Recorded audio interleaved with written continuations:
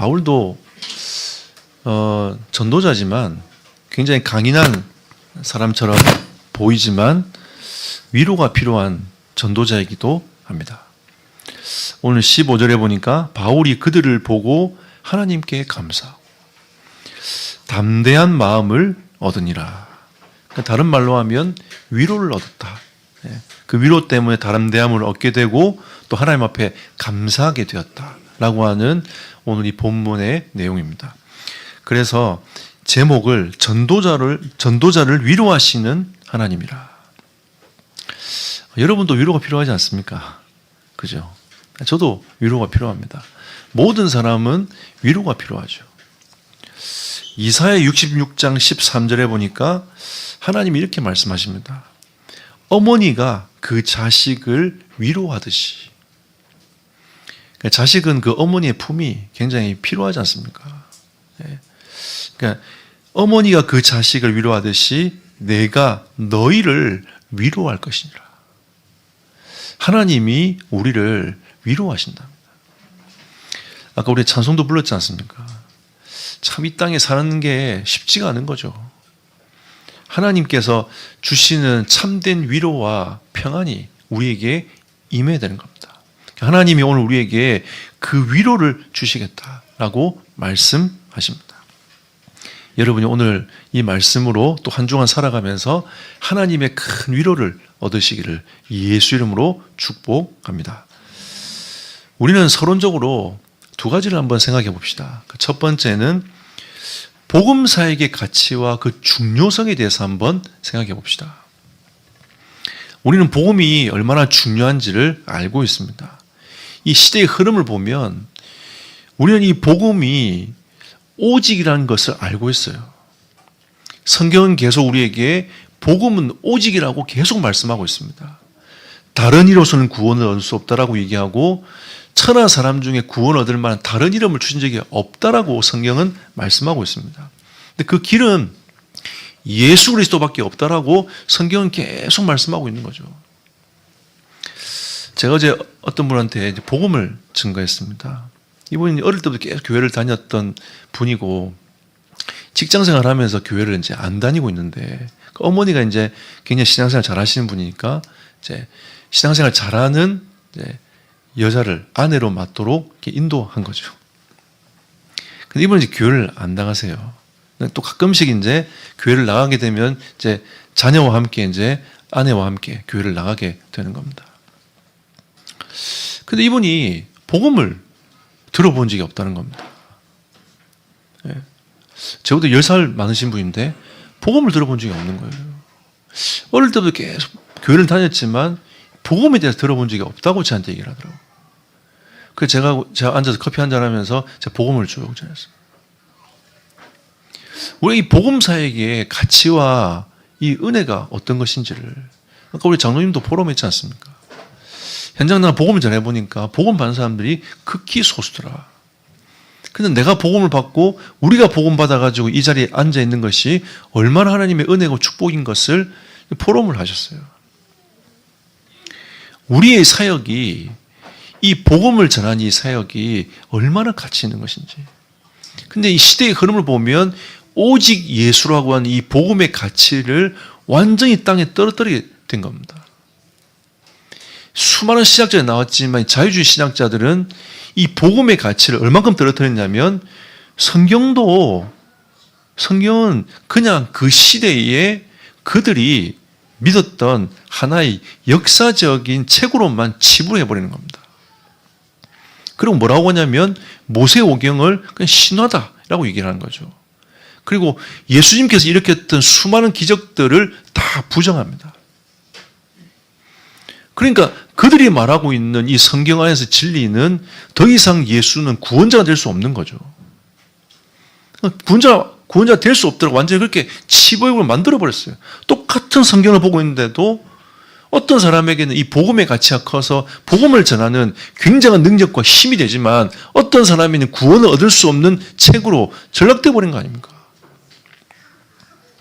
우리가 지금 이 복음을 가지고 복음을 사역하는 이 부분들은 얼마나 중요한지 모릅니다. 캄보디아에 뭐가 필요합니까? 복음만 필요해요. 다른 건 더 이상 필요하지 않습니다. 세계 현장에 뭐가 필요합니까? 진짜 복음만이 필요합니다. 여러분에게 진짜 뭐가 필요합니까? 다른 것들이 많은 것들이 필요한 것처럼 보이지만 결국은 복음만이 필요해요. 하나님이 이 복음을 전하는 그 전도자, 하나님이 축복하시고 위로하시고 은혜를 더해 가시는 겁니다. 그리고 이 바울은 언약의 종착역을 향하여 갔고 그 언약의 종착역에 이르게 된 것입니다. 오늘 드디어 바울이 로마로 들어가지 않습니까? 하나님이 말씀하신 그 언약의 종착역에 바울이 들어가게 된 겁니다. 우리 인생의 종착역이 어디 있습니까? 누구나 다 그 종착역에 가게 될 텐데 그럼 여러분과 저의 종착역은 어디입니까? 바울은 로마였습니다. 우리의 종착역은 어디인지. 그러니까 우리가 사명이 다하기 전까지는 그 종착역에 이를 수 없어요. 종착역에 이르러서 그 사명이 끝날 때 하나님이 우리를 하나님의 나라로 데려가시는 겁니다. 그 언약의 종착역에 도착해가지고 바울이 하나님의 큰 위로를 받는 겁니다. 왜? 여러분 보십시오. 바울이 얼마나 큰 고난을 당했습니까? 많은 고난 속에 있었지만 하나님이 결국은 하나님이 약속하신 그 로마를 향하여 그 바울을 인도하셨고 또 로마에 이르게 된 것을 바울이 감격하는 겁니다. 그리고 그 로마에 있는 사람들이 와 자기를 맞으러 오면서 큰 위로를 받는 것이죠. 여러분과 제가 이 복음을 가지고 복음사에 가는데 하나님의 큰 위로가 임하기를 예수 이름으로 축복합니다. 자, 오늘 이 본 말씀을 통해 우리가 첫 번째로 보아야 될 하나님의 메시지는 복음의 길은 천성을 향해 가는 고난의 길입니다. 여러분 고난이 안 좋은 것처럼 보이지만 사실 그 안에 어마어마한 축복이 담겨져 있습니다. 우리는 천성을 향해 가는데 하나님이 그 천성을 향해 가는 그 길 자체가 고난의 길임을 하나님 오늘 우리에게 말씀하시는 거죠. 여러분 예수님을 보십시오. 예수님이 누가복음 9장 58절에 이렇게 얘기합니다. 나는 머리 두 꼴조차 없다. 이렇게 말씀하세요. 그리고 앞에 뭐라고 하냐면 여우도 지 집이 있지 않느냐, 굴이 있지 않느냐. 나와가지고 막 다니다가 자기 굴로 들어간다. 그리고 새도 둥지가 있지 않냐. 근데 나는 인자는 머리 두 꼴조차 없다. 이렇게 말씀하세요. 그러니까 예수님께서 오셔가지고 그 공생애에서 그리스도의 그 일을 해 나가실 때는 자기가 머리 둘 곳조차 없다라고 표현을 하시는 겁니다. 그리고 어디로 갑니까? 요한복음 19장 30절에 십자가를 향하여 갑니다. 그의 걸음은 종착역은 십자가인 거죠. 그의 마지막 이 땅에서 사는 마지막 종착역은 십자가였습니다. 근데 그 고통이 어떤 줄 알고 계신 거죠. 왜냐하면 하나님이시지만 육신을 입었지 않습니까? 그러니까 육신을 입은 하나님의 그 당신이 당하는 그 육신의 고통이 어떤 것인지를 알고 있는 거죠. 우리처럼 배고파도 보셨고 아파도 보셨고 하니까 그 고통이 어떤 건지를 알고 계신 겁니다. 하지만 그 영적인 종착역이 십자가라는 것을 예수님을 알고 계셨던 거죠. 예수님 뭐라고 하십니까? 하나님 기도하시면서 이 잔을 가급적이면 넘어가게 해달라고. 하지만 내 뜻대로 마옵시고 아버지의 뜻대로 되기를 원합니다. 기도하시면. 예수님은 항상 시간만 되면 감람산으로 가셔야 기도하셨습니다. 성경에 보니까 습관을 따라 가셨다고 했어요. 문제가 왔을 때도 또 여러 가지 일이 왔을 때도 항상 어디로 갔냐면 감람산으로 가세요. 거기에서 기도하십니다. 이 고난의 문제도 기도하면서 그 모든 것을 넘어섰어요. 예수님도 이 땅에 살아가는 동안에는 고난이 길었지만 그 모든 고난을 기도로 모든 걸 다 성화를 시켜버린 겁니다. 여러분, 하나님의 위로는 기도의 자리에 있습니다. 하나님의 위로는 말씀의 자리에 있습니다. 그 하나님 말씀을 순종하고 나아갈 때에 하나님은 위로하십니다. 힘을 주십니다. 히브리서 12장 2절에 보니까 예수님은 그 십자가의 고통을 개의치 아니하시고 십자가에 달려 죽으셨는데 다시 그분이 부활하셔가지고 하나님 보좌 우편으로 돌아가셨다라고 설명을 하고 있습니다. 그럼 결국은 고난의 길이 어떤 길입니까? 영광의 길이라는 거죠. 우리가 이 땅에 당하는 이 고난의 길은 영광의 길인 겁니다. 예수님께서 다시 자신의 자리로 돌아가신 것처럼 우리도 이 땅에서 고난의 길을 걸어가다가 영원한 하나님의 나라로 가게 되는 겁니다. 그걸 소망하고 기다리는 거죠. 여러분, 고린도후서 11장을 한번 펴보겠습니다.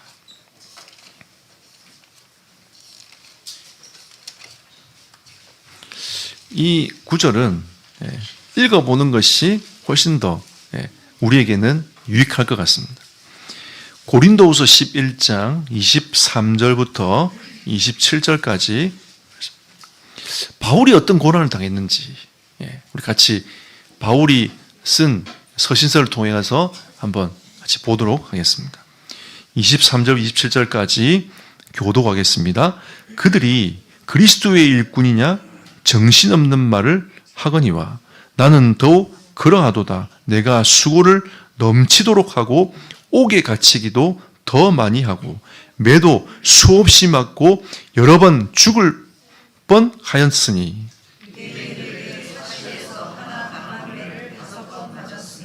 세 번 태장으로 맞고 한 번 돌로 맞고 세 번 파선하고 일 주야를 깊은 바다에서 지냈으며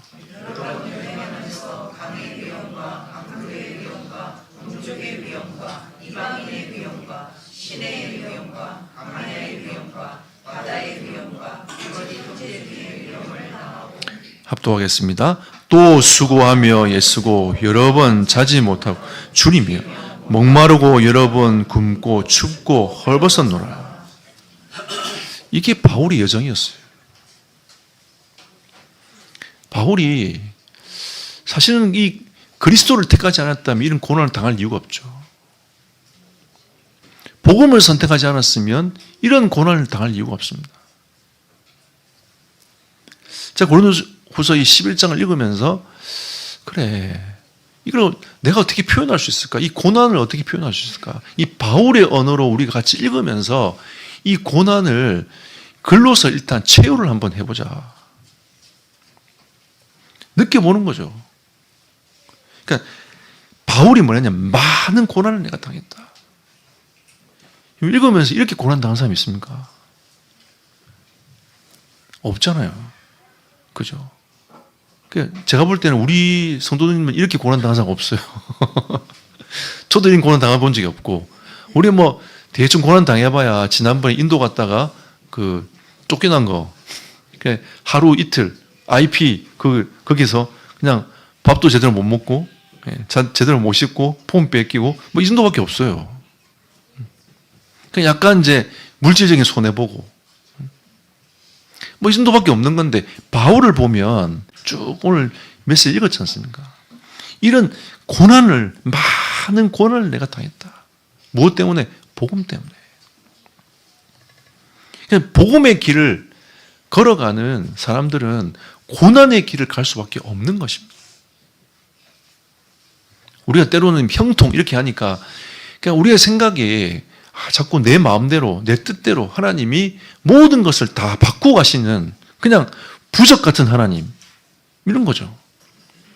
그냥 무당 같은 하나님, 그냥 당장 내 것만 취하면 되는 귀신 같은 하나님이라고 우리는 인식하고 생각합니다. 여러분, 정상적인 부모는요, 자녀가 원하는 걸 다 해주지 않습니다. 그건 부모가 아니에요. 부모는 이 아이가 어떻게 하면 세상에서 잘 살아갈 수 있을까 고민합니다. 훈계합니다. 때로는 매도됩니다. 이게 부모 아닙니까? 하나님이 우리를 이끌어 가실 때에 그냥 무조건 좋은 것만 주는 그런 하나님이 아니란 말이죠. 그러면 우리는 하나님의 자녀가 아닌 거죠. 그냥 사생아가 되는 겁니다. 하나님 우리를 하나님 자녀로 만들어 놓으시고 우리에게 이 십자가의 길, 고난의 길을 걸어가는 하나님의 사람으로 우리를 부르신 겁니다. 이 고난을 통해서 우리는 하나님을 배웁니다. 이 고난을 통해서 복음이 어떤 것인지를 알게 되는 거죠. 이 고난을 통해 가지고 하나님의 은혜가 어떤 것인지를 우리는 알게 되는 겁니다. 그러면 전도자 바울이 사도행전 20장 24절에 나의 달려갈 길과 주 예수께 받은 사명, 자신의 이 사명의 길이 사명의 길을 걸어가는데 나의 생명 조금 더 귀한 것으로 여기지 아니한다. 그러니까 적어도 바울에게는 이 복음 사역이 자기의 생명과 맞바꿀 정도로 가치였어요. 그 앞에 머뭇거리는 게 아니라 내가 죽음이 온다 할지라도 나는 그 길을 걸어갈 거야. 그냥 그 고난의 길을 뚫고 가버린 거죠. 이게 바울이 생각하는 복음의 가치입니다. 그래서 하나님 복음의 길은 천성을 향해 가는 고난의 길이다. 우리는 결국 천성 갈 건데 그 길은 고난의 길이라. 누가 이런 복음 전하면 아이고 감사합니다. 너무 감사합니다. 현장 가서 복음 전해 보십시오. 이렇게 얘기합니까? 사람들이 뭐라고 합니까? 그런 말 하지 말랍니다. 절대 하지 말라면서. 어떤 사람 욕도 하고 막 그럽니다. 그러니까 이 길 자체가 쉬운 길이 아니라는 거죠. 고난의 길이라는 겁니다. 근데 하나님 우리에게 두 번째로 말씀하시는 것은 고난의 길은 참 은혜와 행복이 있습니다. 그러면 세상이 줄 수 없는 행복이 우리에게 있는 거죠. 로마서 8장 17절에 보면 이런 말씀이 나옵니다. 너희는 하나님의 자녀가 아니냐. 하나님의 자녀는 하나님의 것을 상속받을 하나님의 자녀다. 근데 너희가 그리스도와 함께 영광을 받을 것인데 하나님이 너희를 통하여 그리스도와 함께 영광을 받게 될 건데 고난도 함께 받게 될 것이다. 그럼 결국은 하나님이 무엇을 위하여 우리에게 고난을 받게 하십니까? 영광을 위하여. 그리스도와 함께 영광을 받게 하기 위하여 하나님 우리를 부르시고 우리를 인도해 가시는데 하나님이 고난도 함께 따라온다는 겁니다. 그럼 우리의 고난은 무엇입니까? 그리스도와 함께 영광을 받는 고난이라. 할렐루야. 네. 우리가 받은 이 은혜인 겁니다. 그래서 이 안에 있는 은혜와 행복이 있는 것이죠. 바울이 이렇게 수많은 어려움과 고난을 당했지만 여러분 보십시오. 사도행전 20장 17절 38절에 에베소 장로들하고 고별 설교를 하면서 마지막에 뭐합니까? 같이 부둥켜 울면서 서로를 위로하지 않습니까? 참, 저는 이 장면을 보면서 바울이 얼마나 행복했을까? 자기가 비록 죽음의 길을 향하여 고난의 길을 걸어가지만 자기가 사역했던 그 사역 현장을 바라보면서 그때 함께 했던 제자들, 함께 말씀 운동 나누었던 그 에베소 지역의 장로들과 그 수많은 제자들과 함께 마지막 고별 얘기를 하면서 하나님께 영광을 돌리는 겁니다. 그 부둣가에 다 같이 꿇어 앉아가지고 막 눈물로 기도하면서 서로 위로하고 힘을 주는 거죠. 참 감사한 일 아닙니까? 제가 이런 말하면 조금 이상할 수 있겠지만 일단 제가 저희 대부분 우리 장로님들보다 제가 젊지 않습니까? 그러면 이제 장로님들이 이런 이제 이 시간적인 것들을 보면 먼저 왔다고 해서 먼저 가는 건 아니지만 이제 제가 장례를 집례할 가능성이 큰 거죠. 저는 진짜 참 행복할 것 같아요. 저는 슬픈 것보다 행복할 것 같아요. 왜냐하면 복음을 가지고 살아오신 우리 장로님들, 복음을 가지고 전도운동에 쓰임받은 우리 장로님들, 우리 중직자들이 복음을 위해서 이 복음을 가지고 복음 듣고 복음을 위한 삶을 살아갔던 이 자체가 얼마나 감사한 일입니까? 저는 때로는 그 그 장례가 슬플 수도 있겠지만 참 하나님께 감사한 장례가 될 것 같아요. 왜? 복음 때문에. 이 바울이 에베소 교회 장로들과 함께 마지막 고별 얘기하면서 포럼하면서 같이 울면서 기도하면서 사람들이 뭐라 합니까? 바울 가지 말라고 얘기합니다. 그 고난의 길을, 죽음의 길을 가지 말라고 얘기하거든요. 근데 바울은 그 길을 가요. 그러면서 그 제자들과 함께 뭐하냐? 눈물로 기도하면서 같이 포럼하면서 나누는 거죠.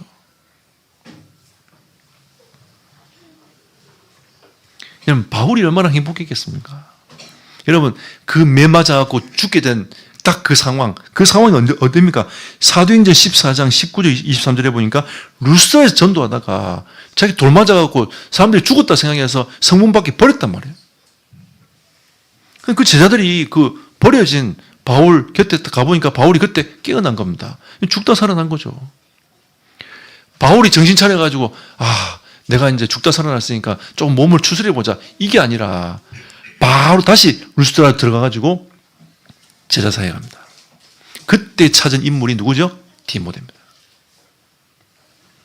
근데 지금 바울이 2차, 3차 전도 여행하면서 누구랑 함께 하고 있습니까? 디모데랑 함께 하고 있잖아요. 그 루스드라의 제자들과 그 디모데를 만난 바울의 마음이 어떻겠습니까? 전도 운동을 하면서 흐름을 가지고 가면서 지역마다 가고 있는데 그 팀들이 빠져나올 때 그 후속사역을 누가 있냐? 디모데가 있어요. 디모데가 남겨가지고 그 현장을 다시 후속사역하고 또 빠져나오고. 그래서 바울이 뭐라 합니까? 빨리 속히 너희가 나에게 오기를 원한다 라고 하면서 쭉 메시지는 나오지 않습니까? 그 내용이 뭐냐면 결국은 하나님께서 바울과 함께 이 전도운동에 정말 중요한 팀으로서 함께 할 수 있는 응답으로 하나님 디모데를 만나게 하신 거죠. 저는 바울이 참 행복했을 거라고 확신합니다. 그리고 사도행전 16장에 빌립보 현장을 살릴 루디아. 실제로 그 문헌에 보면 그 빌립보 교회를 중심으로 해가지고 주변에 있는 소도시를 꽤 살렸어요. 그 교회가. 그러니까 어떻게 보면 지교회 사역을 한 거죠. 그러면서 그 지역에 복음이 계속 뻗어가도록 만든 겁니다. 그런 포럼과 얘기를 들을 때 얼마나 바울이 하나님 앞에 감사하겠습니까? 우리가 진짜 이 복음 가지고 복음 전하고 전도 운동하고 이런 포럼이 되어질 때에 얼마나 그렇게 감사하겠습니까? 제가 매주 태안 가면서 태안에 있는 장로님과 권사님, 집사님들이 이렇게 얘기해요. 목사님 피곤하고 힘드실 것 같다면서. 육신적으로는 그렇죠. 근데 가서 있잖아요. 그분들이 포럼을 듣고 현장 얘기 딱 들으면 진짜 피곤이 싹 사라져요. 진짜 싹 사라져요. 정말 신기하게 싹 사라져요. 그냥 여러분들 이제 영적인 포럼들을 계속 하지 않습니까? 말씀 붙자 이렇게 응답받았다. 그 다음에 이런 전도 현장에 하나님 앞에서 이 분들을 두고 내가 기도한다. 이런 제가 포럼 들을 때 피곤이 싹 사라져요. 그런 거를 보아 바울은 어떻게 보면 그 피곤하고 힘들고 그 어려운 가운데 있었지만 바울이 가지고 있는 그 그리스도 안에 있는 이 고난 속에서의 참 은혜와 행복이 어떠한 것인지를 느껴지는 거죠. 바울은 참 행복한 고난의 길을 걸어갔습니다. 그리고 로마서 16장의 인물도 보십시오. 바울이 얼마나 행복했겠습니까? 진짜 복음에서 헌신한 사람들 이름들이 쭉 나오지 않습니까? 바울이 브리스가 아굴라를 보면서 나를 위하여 자기 목숨을 내어놓을 정도다. 브리스가 아굴라를 그렇게 표현했어요. 근데 이 브리스가 아굴라를 어떻게 바울이 활용하냐? 먼저 보냅니다. 내가 저 지역을 향해 가야 되는데 브리스가 아굴라를 먼저 보내요. 그래서 사전 캠프를 하도록 만듭니다. 그냥 준비를 딱 시켜놓고 바울이 딱 들어가요. 그럼 이미 하나님이 그 현장에 작업을 싹 다 해놓으신 거예요. 이게 브리스길라 아굴라의 역할이었습니다. 그러면서 함께 로마를 향합니다. 그 다음 그 브리스게 아굴라의 집에서 로마 교회 응답이 계속 일어나요. 참, 이 응답과 축복이 얼마나 큽니까?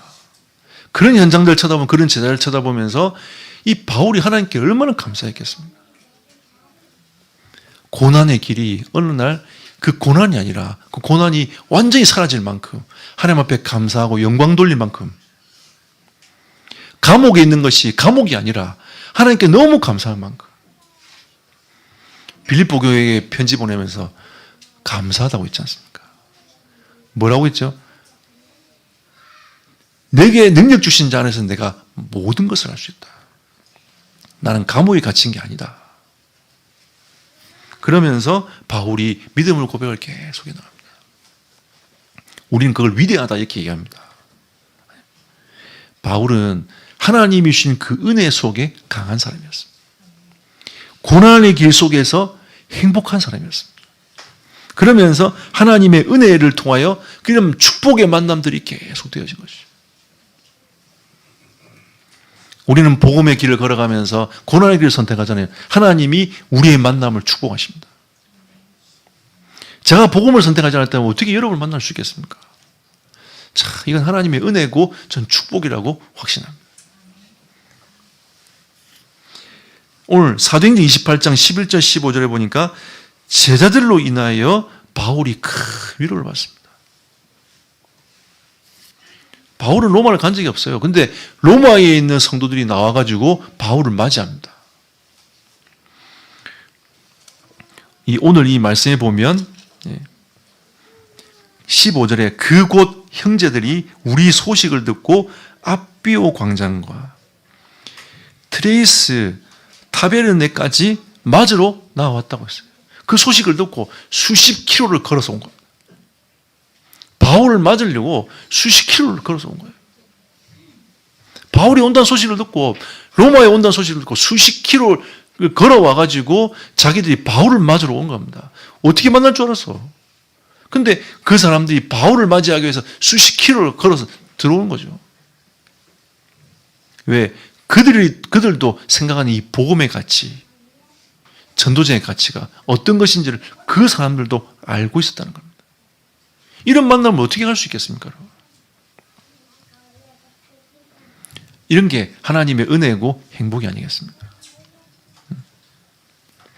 저는 선교를 나갈 때마다 두 가지 마음이 듭니다. 가기 싫다 이런 생각이 들어요. 왜냐하면 저는 집을 벗어난 걸 그렇게 별로 안 좋아합니다. 집에 있는 걸 좋아해요. 근데 나가야 되잖아요. 근데 나가야 되는 곳이 또 더워요. 제가 더위를 싫어하기 때문에. 캄보디아 그 날씨를 봤습니다. 30도더라고요. 오, 주 예수요. 이러면서 날씨 보면서 하나님 앞에, 오, 주 예수요. 이걸 어떡하나. 손수건부터 챙겼습니다. 그러면 이제 가서 이제 우리가 선교해야 되니까 긴 바지도 입어야 되고 막 그러잖아요. 이번에는 넥타이를 매지 말아야 되겠다 라고 하면서 넥타이를 안 매기로 스스로 결정을 했어요. 긴 바지는 입되 넥타이 매지 말자. 일단 근데 항상 제가 선교 가면서 비행기 안에서 하나님 앞에 감사합니다. 내가 힘들 줄 알지만 하나님께 감사합니다. 왜? 진짜 하나님이 나를 이 선교사에게 쓰신다는 게 감사한 거예요. 나는 이게 유쾌하지 않지만 하나님께서 이 선교사에게 나를 이끌어 가신다는 게 감사한 거예요. 또 현장 가보면 진짜 복음을 살아가는 제자들이 있어요. 그거 쳐다보면 가슴이 막 뛰는 겁니다. 너무 그게 소중한 거죠.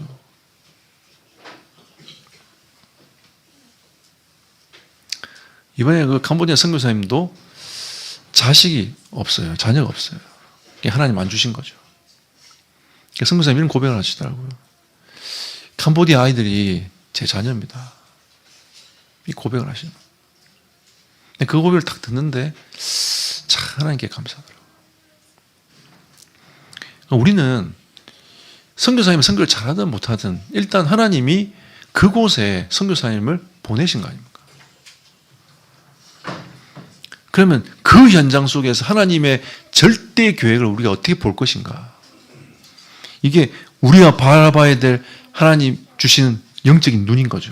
그러니까 우리는 거기에서 하나님께 감사하고 행복하고 하나님의 은혜를 누려나가는 여러분과 저의 인생이 되어야 되겠습니다. 여러분이 있는 현장도 마찬가지 아닙니까? 여러분의 직장도 마찬가지 아닙니까? 여러분이 살고 있는 곳도 마찬가지 아닙니까? 하나님이 여러분을 그곳에 두신 겁니다. 그 길은 고난의 길처럼 보이지만 행복한 길이요 은혜의 길입니다.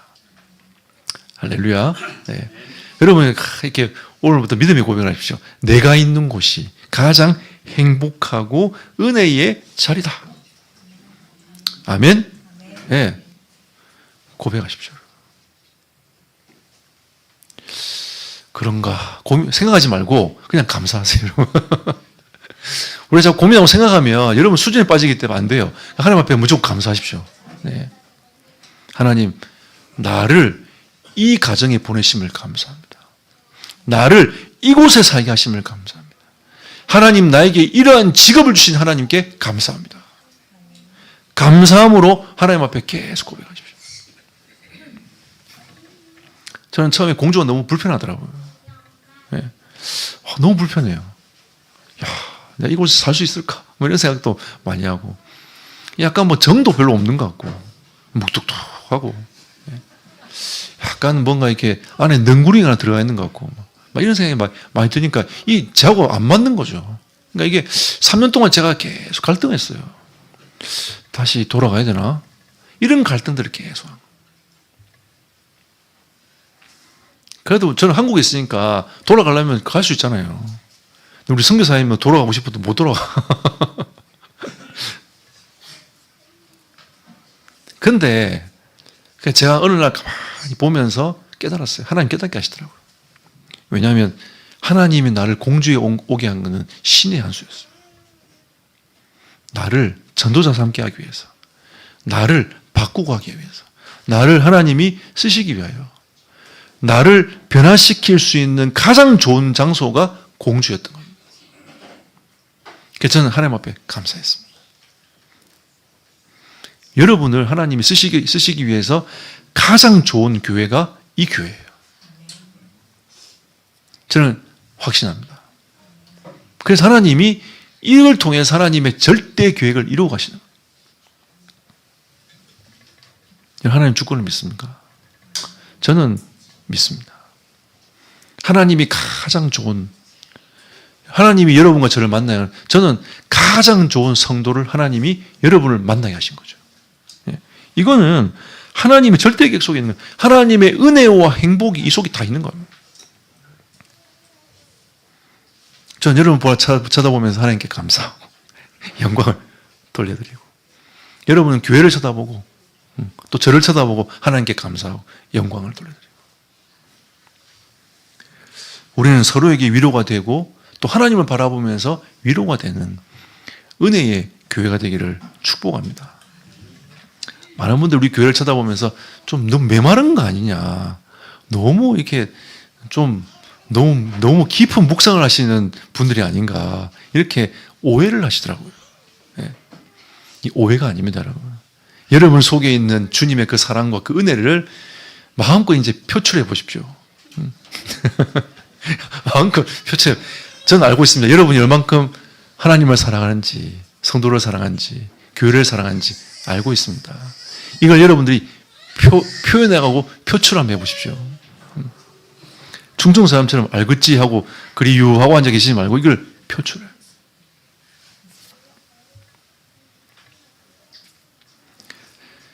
이 제자들이 그 수십 킬로를 내려오면서 바울을 만났을 때 바울이 위로를 받았습니다.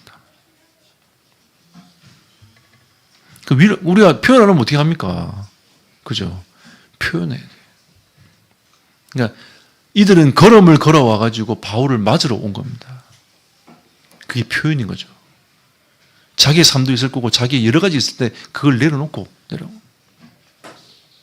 그 수십 킬로 내려오면 여러분 하루 만에 옵니까? 우리는 뭐 그냥 차 타면 수십 킬로 가지만 하루 만에 갔다 오지만 지난번에 이 빠른 기차가 딱 생길 때 너무 신기하더라고요. 야, 서울과 부산이 하루권이야? 뭐 이런 이제 생각이 드는 거죠. 이 당시에는 그런 게 없잖아요. 거의 걸어가든지 마차 타고 가든지 가야 되는데 또 길이 뭐 좋습니까? 그런데 이들은 바울을 만나기 위해서 그 수십 킬로를 걸어서 쭉 내려오고. 결론 맺겠습니다. 하나님은 우리에게 하나님의 계획과 큰 위로를 우리를 통해서 주십니다. 사도행전 28장 11절에 보면 멜리데를 향한 하나님의 계획이 있는 것이죠. 우리는 28장 7절에서 9절까지 말씀을 통해서 우리는 하나님의 계획을 보았습니다.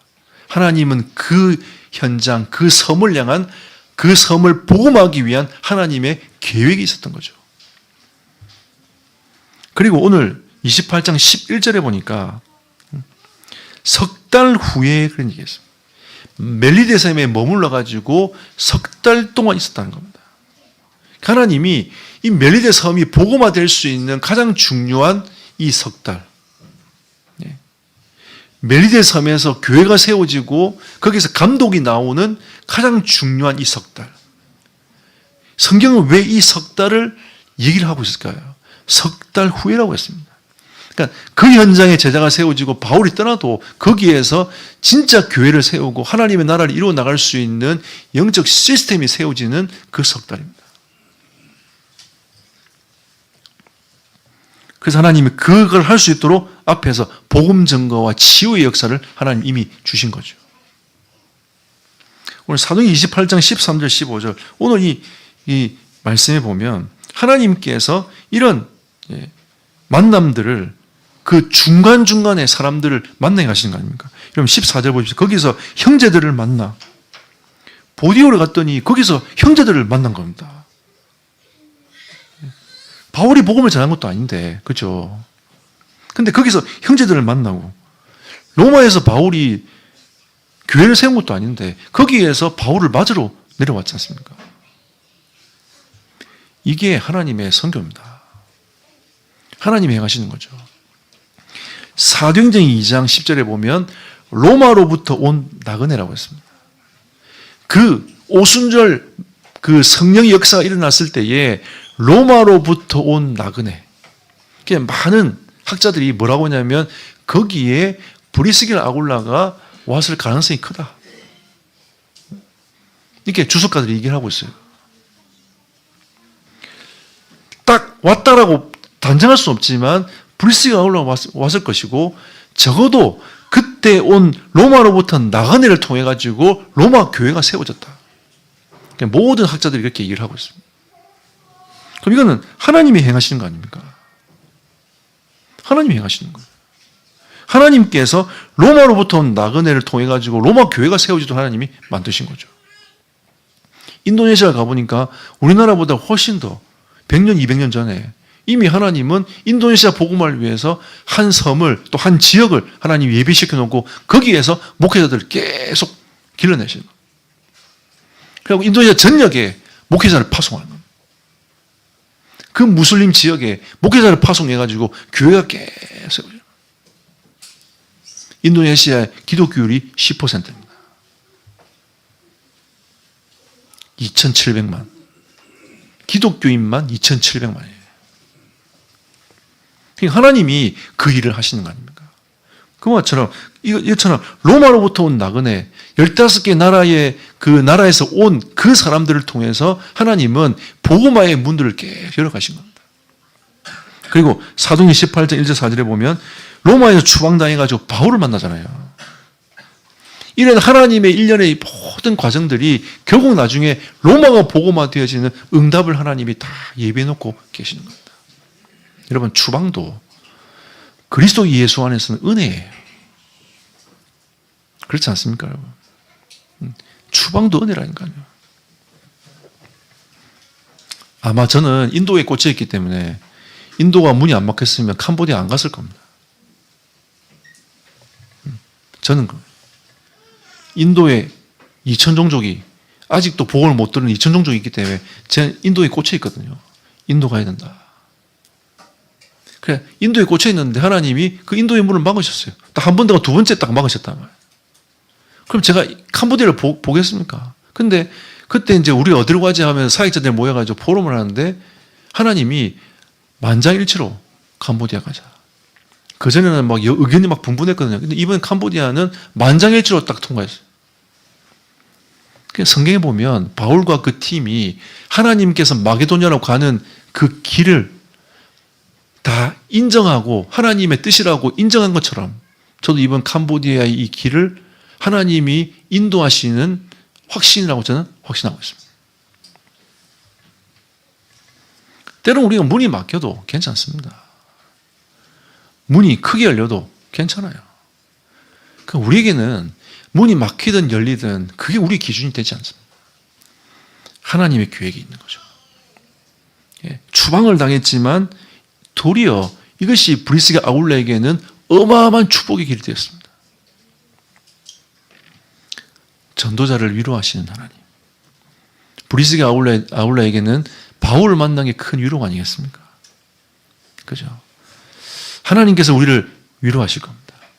하나님의 큰 은혜가 이번 한 주간 동안에 여러분과 제 모든 삶 현장에 충만하기를 예수 이름으로 축복합니다.